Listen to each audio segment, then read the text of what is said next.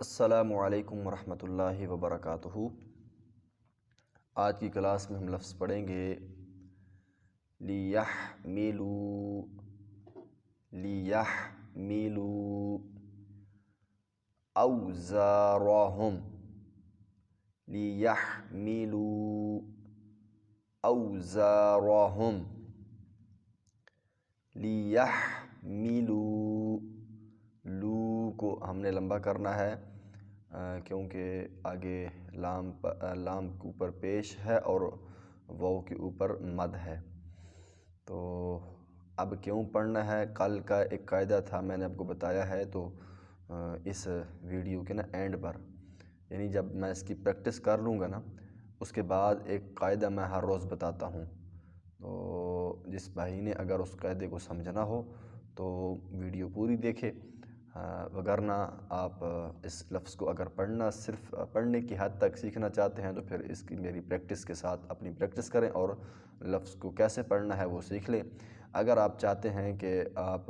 قاعدہ بھی آپ کے ذہن میں آ جائے کہ آپ کسی کو لمبا کرتے ہیں تو کیوں کرتے ہیں، کسی کو موٹا پڑھتے ہیں تو کیوں پڑھتے ہیں، اگر یہ ساری چیزیں اگر جاننا چاہتے ہیں تو میری ویڈیو جو ہے نا اس کو پورا دیکھا کریں۔ میں نے یہ ویڈیو نا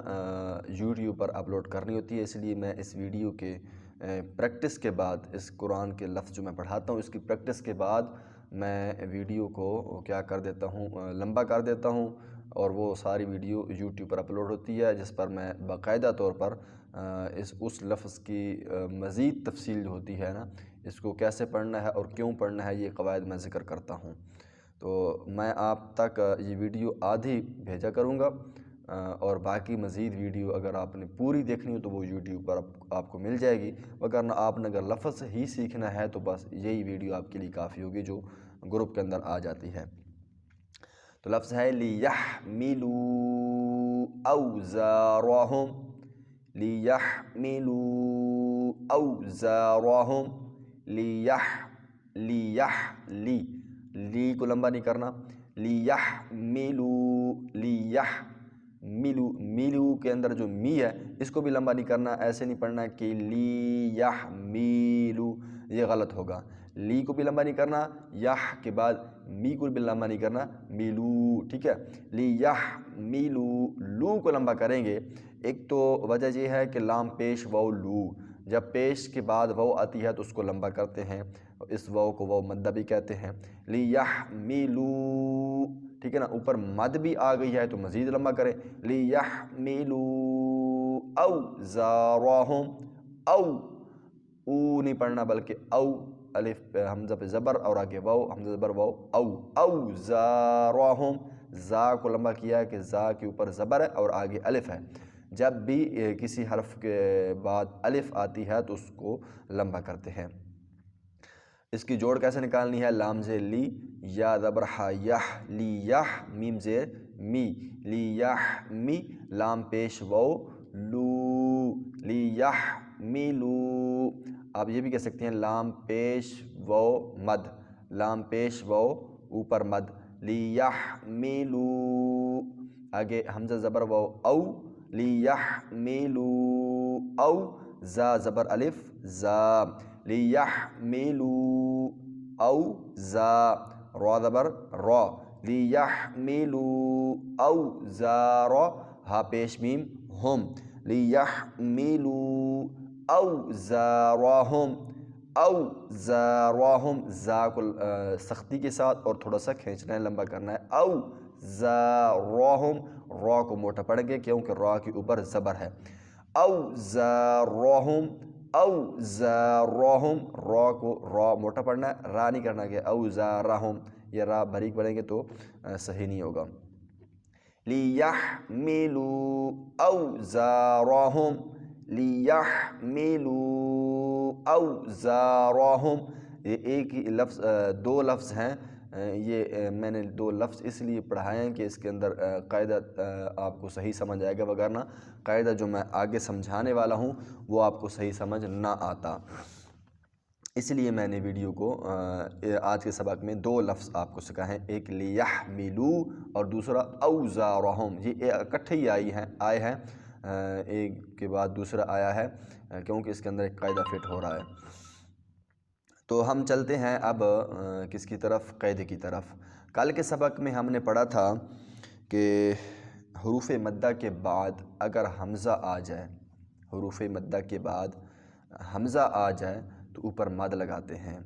اور حروف مدہ میں نے بتلائے تھے کہ وہ 3 ہوتے ہیں، الف، واو اور یا۔ ہر وقت یہ حروف مدہ نہیں بنتے۔ الف سے پہلے زبر ہو تو الف مدہ تب بنتی ہے، واو سے پہلے پیش ہو تو واو مدہ تب بنتی ہے، یا سے پہلے زیر ہو تو یا مدہ تب بنتی ہے۔ کل کے سبق میں جو تھا نا بدعائک، عائک، آ کے اندر عین کے بعد الف ہے نا، تو عین پر زبر ہے، یعنی زبر کے سے پہلے عین پر زبر تھی، الف سے پہلے عین پر زبر تھی، تو ہم نے آ کو یہ الف مدہ بن گئی، اور ایکا کے اندر حمزہ آیا ہے، یعنی الف کے فوراً بعد حمزہ آیا ہے، تو ہم نے اوپر مد لگا دی ہے بدعائک۔ تو میں نے بتایا تھا کہ 3 حروف ہیں مدہ۔ کل کے سبق میں الف مدہ کے اوپر مد آئی ہے، تو یہ ہم نے پڑھا تھا۔ آج کے سبق میں حروف مدہ جو آیا ہے وہ ہے واو، کیونکہ واو بھی حروف مدہ بنتی ہے جب واو سے پہلے پیش ہو۔ تو لیحملو کے اندر واو ہے اینڈ پر، تو واو سے پہلے لام پر پیش ہے، جب واو سے پہلے پیش آتی ہے تو واو مدہ بن جاتی ہے۔ تو آج کے سبق یہ مثال ہے واو مدہ کے اوپر مد کی، کہ واو مدہ کے بعد بھی حمزہ آ رہا ہے، لیحملو کے بعد اوزارہم جو آیا ہے نا، اوزارہم، یہ او کا جو الف ہے یہ الف نہیں ہے بلکہ یہ حمزہ ہے۔ میں نے بتایا ہوا ہے کہ جب الف کے اوپر کوئی حرکت آ جاتی ہے تو وہ حمزہ بن جاتا ہے، تو واو کے بعد حمزہ آ گیا تو اس قاعدے کے مطابق واو کے اوپر مد آنی چاہیے، اس لیے لیحملو کے اندر اوپر مد لگی ہوئی ہے۔ اس کو لمبا کریں گے۔ کل کا سبق تھا الف مدہ کے بعد حمزہ آیا ہے، اس کی مثال۔ آج کا جو سبق ہے اس کے اندر واو مدہ کے بعد حمزہ آیا ہے۔ کل کے سبق میں یا مدہ کے بعد حمزہ آئے گا، اس کے اوپر بھی مد لگائیں گے، وہ انشاءاللہ ذکر کریں گے۔ تو یہ قاعدہ ہے کہ آپ نے دیکھنا ہے کہ اگر واو مدہ یا الف مدہ یا مدہ ان کے بعد فوراً حمزہ آ رہا ہو تو اوپر مد لگاتے ہیں، اور اس مد کو مد متصل کہتے ہیں اگر فوراً بعد آ رہا ہو ایک ہی کلمے کے اندر۔ اگر 2 کلمے میں الگ الگ حروف مدہ ایک کلمے پہلے لفظ میں ہو اور حمزہ جو ہے وہ دوسرے لفظ میں ہو، جیسے آج کے سبق میں واو مدہ لیحملو کے اندر آیا ہے اور حمزہ جو ہے وہ اوزارہم کے اندر آیا ہے، تو یہ فاصلہ ہو گیا، یعنی ایک لفظ دوسرے لفظ کے اندر فاصلہ آ گیا۔ اگرچہ یہ اکٹھے آ رہے ہیں، ان کے درمیان کچھ بھی نہیں ہے، لیکن لفظ الگ الگ ہو گئے ہیں، تو یہ مد کی دوسری قسم ہے مد